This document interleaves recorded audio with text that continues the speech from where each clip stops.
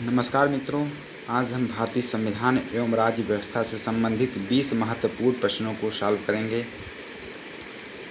पहला प्रश्न है, संविधान के निम्नलिखित अनुच्छेदों में से किस एक के अंतर्गत संघ की कार्यपालिका शक्तियां राष्ट्रपति में निहित हैं? अनुच्छेद 51, अनुच्छेद 52, अनुच्छेद 53 या अनुच्छेद 54। तो संघ की कार्यपालिका शक्तियां राष्ट्रपति में निहित होती है किस अनुच्छेद के अंतर्गत? अनुच्छेद 53 के अंतर्गत। भाग 5 में अनुच्छेद 53 के अंतर्गत राष्ट्रपति कार्यपालिका का प्रधान होता है। ठीक है, उसी प्रकार न्यायपालिका प्रधान कौन होता है? हमारा सर्वोच्च न्यायालय का मुख्य न्यायाधीश। और विधायी का प्रधान कौन होता है?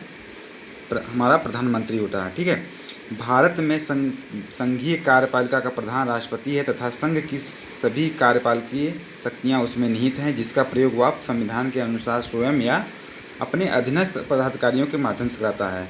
ठीक है, तो क्या होगा? कार्यपालिका शक्तियाँ राष्ट्रपति में निहित होती है किस अनुच्छेद के अंतर्गत?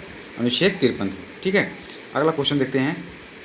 भारतीय संविधान भारत के राष्ट्रपति को अधिकार नहीं देता है। भारतीय संविधान भारत के राष्ट्रपति को अधिकार नहीं देता है। कौन सा अधिकार नहीं देता है?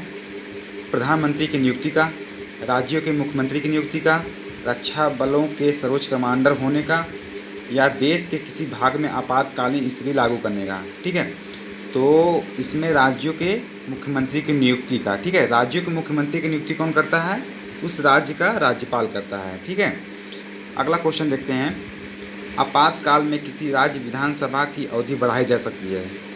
आपातकाल की स्थिति में किसी राज्य विधानसभा की अवधि बढ़ाई जा सकती है किसके द्वारा? राष्ट्रपति के द्वारा, संसद द्वारा, या राज्य के राज्यपाल द्वारा, या राज्य के विधानमंडल द्वारा।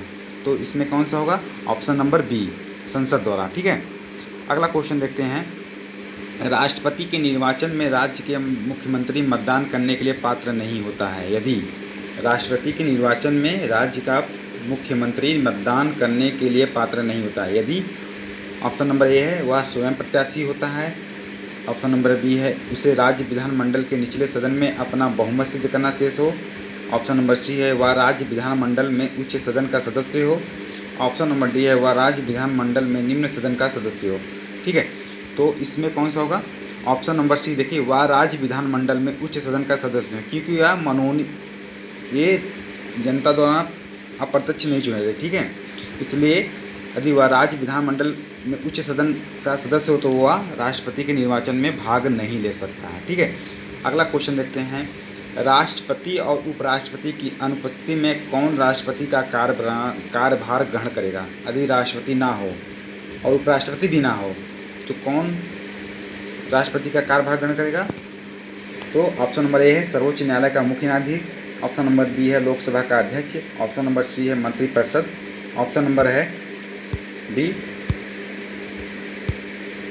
प्रधानमंत्री का कैबिनेट। ठीक है, तो इसमें ऑप्शन नंबर ए देखिए, सर्वोच्च न्यायालय का मुख्य न्यायाधीश। यदि राष्ट्रपति और उपराष्ट्रपति ना हो तो सर्वोच्च न्यायालय का मुख्य न्यायाधीश राष्ट्रपति का कार्यभार ग्रहण करेगा। ठीक है, अगला क्वेश्चन देखते हैं। अगर भारत के राष्ट्रपति के चुनाव में कोई विवाद है तो उस विवाद को सौंपा जा सकता है। किसको सौंपा जाएगा? ऑप्शन नंबर ए है भारत के महाधिवक्ता को, ऑप्शन नंबर बी है संसद को, ऑप्शन नंबर सी है भारत के सर्वोच्च न्यायालय को, ऑप्शन नंबर डी है इसमें से कोई नहीं। तो कोई भी विवाद हो तो कौन करेगा? भारत का सर्वोच्च न्यायालय, ऑप्शन नंबर सी सही होगा। ठीक है, अगला क्वेश्चन देखते हैं। राष्ट्रपति की उम्मीदवार के लिए क्या आवश्यक नहीं है? राष्ट्रपति की उम्मीदवार के लिए क्या आवश्यक नहीं है? आयु 35 वर्ष हो, पढ़ा लिखा हो, संसद चुने जाने की योग्यता रखता हो, देश का नागरिक हो। ठीक है, तो 35 आयु वर्ष हो यह अनिवार्य है। ठीक है, सांसद चुने जाने की योग्यता रखता है ये भी अनिवार्य है, देश का नागरिक हो ये भी अनिवार्य है, लेकिन पढ़ा लिखा हो या कहीं नहीं लिखा गया है संविधान में। ठीक है, इसलिए ऑप्शन नंबर बी सही होगा। ठीक है, अगला क्वेश्चन देखते हैं। भारत में राष्ट्रपति का चुनाव किया जाता है प्रत्यक्ष निर्वाचन द्वारा, एकल संक्रमणीय मत प्रणाली द्वारा, आनुपातिक मत प्रणाली द्वारा, या खुला बैलेट प्रणाली द्वारा। ठीक है, तो भारत में राष्ट्रपति का चुनाव एकल संक्रमणीय मत प्रणाली द्वारा होता है। ठीक है, अनुच्छेद 55 के अनुसार राष्ट्रपति का निर्वाचन आनुपातिक प्रतिनिधित्व पद्धति के अनुसार एकल संक्रमणी मत प्रणाली द्वारा होता है। ठीक है, अगला क्वेश्चन देखते हैं। आपातकाल की घोषणा की स्वीकृति आपातकाल की घोषणा की स्वीकृति हेतु संसद के समक्ष रखा जाना आवश्यक है। आपातकाल की घोषणा की स्वीकृति हेतु संसद के समक्ष रखा जाना आवश्यक कितने दिन के लिए, कितने दिन के अंदर, 1 माह के अंदर, 2 माह के अंदर, 6 माह के अंदर या 1 वर्ष के अंदर। तो ऑप्शन नंबर ए 1 माह के अंदर ही रखा जाना आवश्यक है। ठीक है, अगला क्वेश्चन देखते हैं। भारत में वित्तीय आपातकाल की घोषणा आज तक कितनी बार हुई है? भारत में वित्तीय आपातकाल की घोषणा कितनी बार हुई है? 5 बार, 4 बार, 1 बार या कभी नहीं? तो आज तक जब से भारत हमारा आज़ाद हुआ आज तक कभी भी वित्तीय आपातकाल लागू नहीं हुआ। ठीक है, तो ऑप्शन नंबर डी कभी नहीं। ठीक, अगला क्वेश्चन देखते हैं। निम्नलिखित में से किसकी नियुक्ति भारत के राष्ट्रपति द्वारा की जाती है? निम्नलिखित में से किसकी नियुक्ति भारत के राष्ट्रपति द्वारा की जाती है? वित्त आयोग के अध्यक्ष की, योजना आयोग के उपाध्यक्ष की, संघ राज्य क्षेत्र के मुख्यमंत्रियों की। तो ऑप्शन नंबर ए है केवल 1, ऑप्शन नंबर बी है केवल 1 या 2, ऑप्शन नंबर सी है केवल 1 और 3, ऑप्शन नंबर डी है केवल 2 और 3। तो इसमें कौन सा होगा? केवल 1 और 3। भारत के राष्ट्रपति द्वारा नियुक्ति किसकी जाती है? वित्त आयोग के अध्यक्ष की जाती है और संघ राज्य क्षेत्र के मुख्यमंत्री की। ठीक है, अगला क्वेश्चन देखते हैं। भारतीय संविधान के किस अनुच्छेद के तहत राष्ट्रपति पर महाभियोग चलाया जा सकता है? किस अनुच्छेद के अंतर्गत कहा गया है कि राष्ट्रपति पर महाभियोग चलाया जा जाएगा? अनुच्छेद 356, अनुच्छेद 75, अनुच्छेद 76, अनुच्छेद 61। तो अनुच्छेद 61 के अंतर्गत कहा गया है कि भारतीय संविधान में कहा गया है कि राष्ट्रपति पर महाभियोग चलाया जा सकता है। ठीक है, अगला क्वेश्चन देखते हैं। अध्यात्मक शासन का उदय सर्वप्रथम किस देश में हुआ था? अध्यात्मक शासन का उदय सर्वप्रथम किस देश में हुआ था?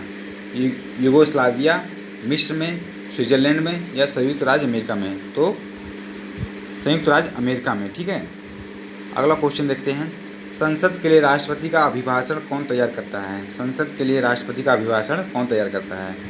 स्वयं राष्ट्रपति करता है, लोकसभा अध्यक्ष करता है, राज्यसभा का सभापति करता है या केंद्रीय मंत्रिमंडल? तो राष्ट्रपति का अभिभाषण कौन तैयार करता है? केंद्रीय मंत्रिमंडल। ऑप्शन नंबर डी सही होगा। ठीक है, अगला क्वेश्चन देखते हैं। राष्ट्रपति को लोकसभा में किन 2 राज्य सदस्यों को मनोनीत करने का अधिकार है? राष्ट्रपति को लोकसभा में किन 2 सदस्यों को मनोनीत करने का अधिकार है? अल्पसंख्यक, एंग्लो इंडियन, विशिष्ट क्षेत्र के व्यक्ति, राष्ट्रपति की इच्छा पर निर्भर करता है। तो एंग्लो इंडियन। ठीक है, ऑप्शन नंबर बी सही होगा। ठीक है, अगला क्वेश्चन देखते हैं। अध्यादेश जारी करने का अधिकार राष्ट्रपति को कौन सा अधिकार है? अध्यादेश जारी करने का अधिकार राष्ट्रपति का कौन सा अधिकार है? विधायी अधिकार है, प्रशासनिक अधिकार है या न्यायिक अधिकार है या व्यक्तित्व? तो कौन सा अधिकार है? विधायी अधिकार है। ठीक है, ऑप्शन नंबर ए सही है। ठीक, अगला देखते हैं। भारत के राष्ट्रपति के पास कौन सा वीटो शक्तियाँ हैं? कौन सा वीटो शक्तियाँ हैं? पूर्ण वीटो, पॉकेट वीटो, निलंबित वीटो, उपरोक्त सभी। क्या होगा? उपरोक्त सभी, तीनों शक्तियाँ हैं। ठीक है, अगला क्वेश्चन देखते हैं।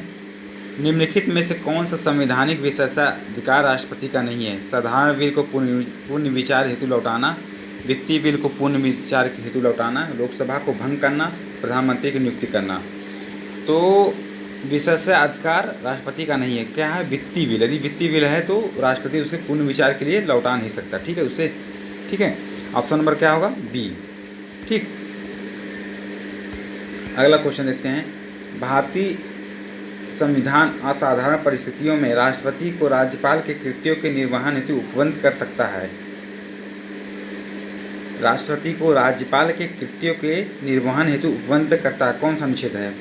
अनुच्छेद 160, अनुच्छेद 162, अनुच्छेद 165, अनुच्छेद 310।